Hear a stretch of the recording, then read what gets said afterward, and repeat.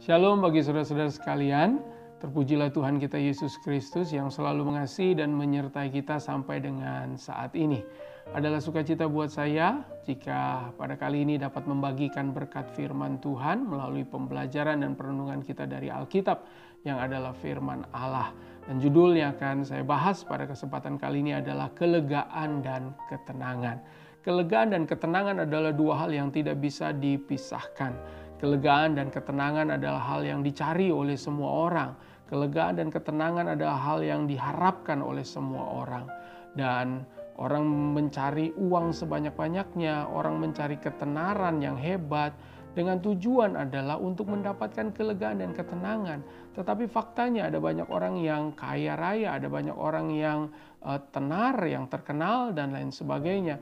Tetapi tidak pernah mendapatkan kelegaan dan ketenangan. Kalaupun mereka mendapatkannya, yang biasanya bersifat sementara dan akhirnya biasanya sia-sia dan diakhiri dengan penyesalan.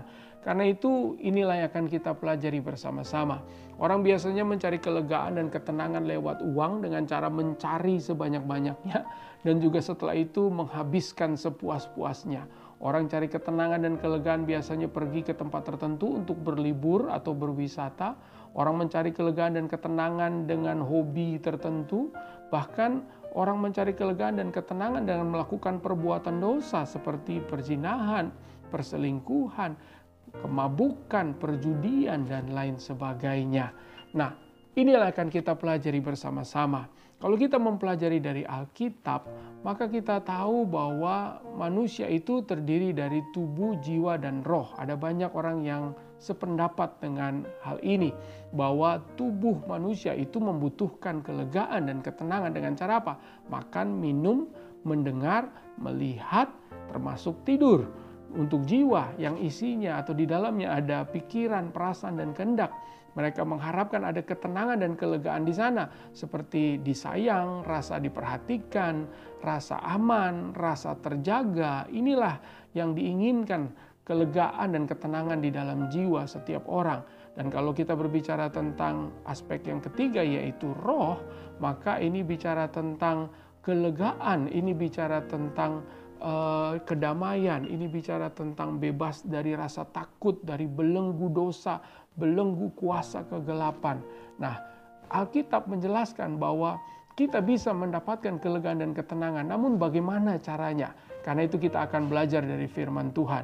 Dalam Matius pasal yang ke-11 ayat 28 sampai dengan ayat yang ke-30, kita bisa melihat di sana dikatakan, "Marilah kepadaku semua yang letih lesu dan berbeban berat. Aku akan memberikan kelegaan kepadamu. Pikulah kuk yang kupasang dan belajarlah padaku. Karena aku lemah lembut dan rendah hati dan jiwamu akan mendapat ketenangan. Sebab kuk yang kupasang itu enak dan bebanku pun ringan." Dan tentu kita semua mengetahui bahwa kalimat ini adalah kalimat yang diucapkan oleh Tuhan kita Yesus Kristus. Ia tentu menyampaikan hal ini dengan maksud yang jelas kepada setiap kita, bahwa yang namanya kelegaan, yang namanya ketenangan seperti yang kita lihat dalam Matius 11 ayat 28 ayat 30 ini bukan terletak pada uang, bukan terletak pada kesenangan daging, bukan terletak pada hobi, bukan terletak pada dosa, tetapi kelegaan dan ketenangan yang sejati itu datang pada atau datang dari Kristus sebagai pribadi Allah. Berarti bukan soal lokasi, bukan soal hobi, bukan soal tempat, tetapi kelegaan dan ketenangan adalah pribadi, yaitu Tuhan Yesus Kristus sendiri. Sebab Alkitab mengatakan bahwa Tuhan Yesus adalah Raja Damai. Tuhan Yesus adalah Sabat yang sejati. Karena itu kita bisa mendapatkan kelegaan dan ketenangan seluruhnya hanya di dalam Tuhan Yesus Kristus. Dan bagaimana kita mendapatkannya? Kita tahu. Kita mempelajari dalam Alkitab bahwa lewat Kristus ada kelegaan dan ketenangan untuk seluruh aspek kehidupan kita. Tubuh, Alkitab mengatakan bahwa pada akhirnya setelah kita dibangkitkan, diubahkan tubuh kita menjadi tubuh kemuliaan. Kalau kita berbicara tentang roh, maka ketika roh kita kembali kepada Bapa, seperti firman Tuhan katakan bahwa debu akan kembali ke tanah dan roh akan kembali kepada yang mengaruniakannya. Maka itu merupakan kelegaan untuk tubuh dan roh. Tetapi untuk jiwa, di sini persoalannya, selama kita masih hidup, maka medan pertempuran untuk mendapatkan kelegaan dan ketenangan adalah di dalam jiwa manusia. Tetapi ucapan dan ajakan Kristus ini merupakan ajakan agar setiap kita bisa mendapatkan ketenangan dan kelegaan yang sejati. Nah, kalau kita belajar dari kalimat yang diucapkan oleh Tuhan Yesus ini, maka kita bisa melihat ada dua jenis kelegaan dan ketenangan di dalam Kristus. Apa saja? Yang pertama, kelegaan dan ketenangan di dalam Kristus adalah yang diberikan, yang dianugerahkan kepada kita. Apa maksudnya? Yang pertama berarti ada jenis kelegaan atau ketenangan yang dianugerahkan, yang diberikan kepada kita. Dan inilah yang Kristus kerjakan bagi kita. Ia berkata, mari kepadaku yang letih lesu dan berbeban berat, aku akan memberikan kelegaan. Artinya bahwa kelegaan yang sejati itu dianugerahkan Tuhan buat setiap kita melalui Kristus.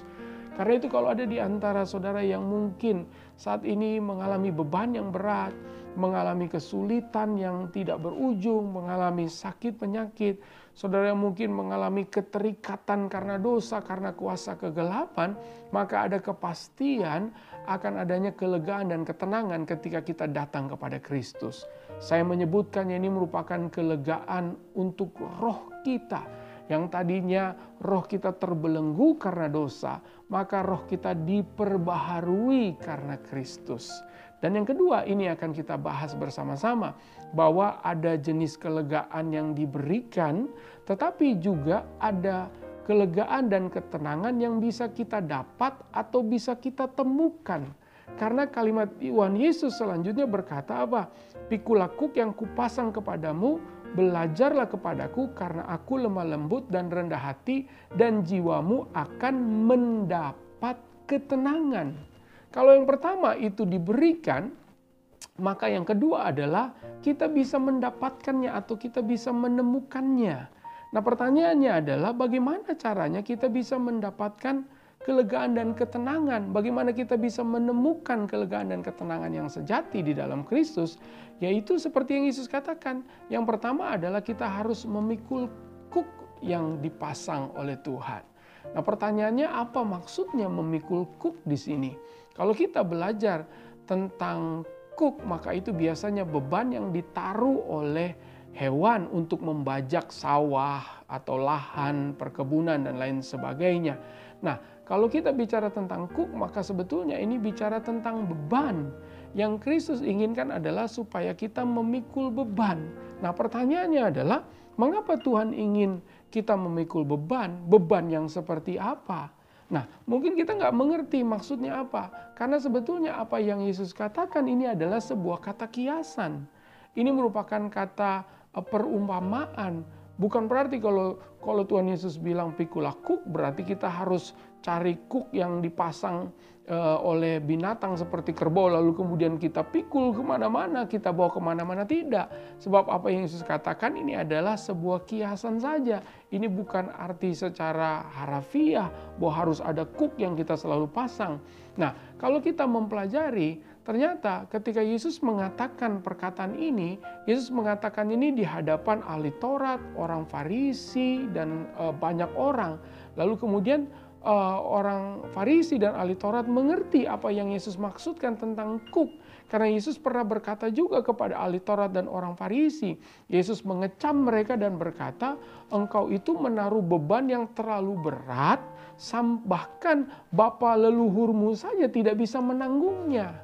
Nah, konteks ini bicara tentang ahli Taurat dan orang Farisi yang senang sekali memberi beban buat anak Tuhan, buat umat Tuhan dengan aturan-aturan, dengan tatanan-tatanan, dengan sistem yang memberatkan umat Tuhan sehingga sulit untuk mendapatkan ketenangan dan kelegaan. Ceritanya pengen mendapatkan kelegaan dan ketenangan dari Tuhan dengan cara aturan-aturan tertentu, tetapi justru itu memberatkan. Karena kita pelajari juga dalam Alkitab bahwa sejak Taurat diberikan, maka setiap orang, setiap umat Tuhan dari masa ke masa sulit untuk melakukan Taurat sepenuhnya. Nah, itu sebabnya Yesus memperkenalkan kuk yang baru. Yesus memperkenalkan beban yang baru. Apakah kuk atau beban yang baru? Kuk atau beban yang baru yang Yesus perkenalkan, yang Yesus tawarkan di sini adalah berbicara tentang kasih karunia, berbicara tentang kemurahan Tuhan, berbicara tentang kebaikan Tuhan. Oleh sebab itu, saudara-saudara yang dikasih oleh Tuhan, Tuhan menginginkan agar kalau ada beban yang kita pikul, kalau ada beban yang kita pasang, maka beban ini adalah kasih karunia. Beban apa maksudnya? Ini bicara tentang bahwa Tuhan yang sudah mengasihi kita lewat pengorbanannya, lewat kematiannya yang menjamin bahwa segala sesuatunya sudah selesai. Yesus berkata, ketika ia mau menyerahkan nyawanya, ia berkata sudah selesai. Ia berkata bahwa segala sesuatu sudah aku tanggung. Artinya segala sesuatu sudah ada kepastian di dalam Kristus. Nah, Kristus menghendaki agar kita memikul kasih karunia itu. Karena kalau kita memasang kasih karunia, kita memikul kasih karunia, maka segala sesuatu jadi lebih mudah. Kita bisa memuji Tuhan dalam kasih karunia lebih mudah. Kita bisa melayani lebih mudah. Kita bisa mengampuni orang lebih mudah. Kenapa? Karena ada kasih karunia Tuhan yang selalu menguatkan kita. Rasul Paulus berkata, aku ada sebagaimana aku ada, semua karena anugerah Tuhan. Anugerah Tuhan yang harus selalu kita pasang dalam kehidupan kita. Itulah yang akan memberikan kelegaan. Itu yang membuat kita bisa menemukan kelegaan yang sejati. Lalu kemudian Yesus berkata, belajarlah kepadaku karena aku lemah lembut dan rendah hati. Artinya, kelegaan dan ketenangan yang bisa kita dapat, yang kita bisa temukan adalah dengan apa? Dengan memiliki kerendahan hati dalam pikiran, dalam perasaan kita, dalam kehendak kita. Ketika kita memikirkan sesuatu, maka kita harus meletakkannya di bawah pikiran Kristus. Alkitab mengatakan, kalau kita mau merasakan sesuatu, maka perasaan kita harus rendahkan di bawah kasih karunia Tuhan. Kalau kita memiliki keinginan, maka kita harus merendahkan diri di hadapan Tuhan. Seperti Kristus yang berkata, bukan kehendakku yang jadi, melainkan kehendakmu yang terjadi. Lalu kemudian ia juga berkata, lewat kelemah lembutan. Artinya apa? Artinya tanpa paksaan. Setiap orang tidak pernah Tuhan paksa untuk melakukan kehendak Tuhan. Tetapi lewat kasih karunia Tuhan, Tuhan memampukan kita agar kita dapat memberikan diri kita untuk melakukan kehendak Tuhan tanpa paksaan. Saudara-saudara yang dikasih oleh Tuhan, Tuhan pernah berkata, pilihlah kepada siapa engkau ingin menyembah hari ini. Kepada Tuhan kah atau kepada Allah yang lain? Demikian juga hari ini firman Tuhan buat setiap saudara. Tuhan tidak pernah memaksa kita, Tuhan tidak pernah menginginkan kita melakukan kehendaknya dengan terpaksa, tetapi Tuhan datang kepada kita memberikan kasih karunia-Nya, agar kita juga boleh mendapatkan kelegaan dan bukan hanya ketenangan untuk roh kita, tetapi untuk jiwa kita, agar kita bisa menemukannya lewat kerendahan hati, lewat kelemah lembutan, belajar kepada Kristus. Saya berdoa agar kelegaan dan ketenangan yang sejati yang diberikan melalui Kristus dapat kita semua alami dan terima dalam kehidupan kita. Haleluya. Tuhan Yesus memberkati.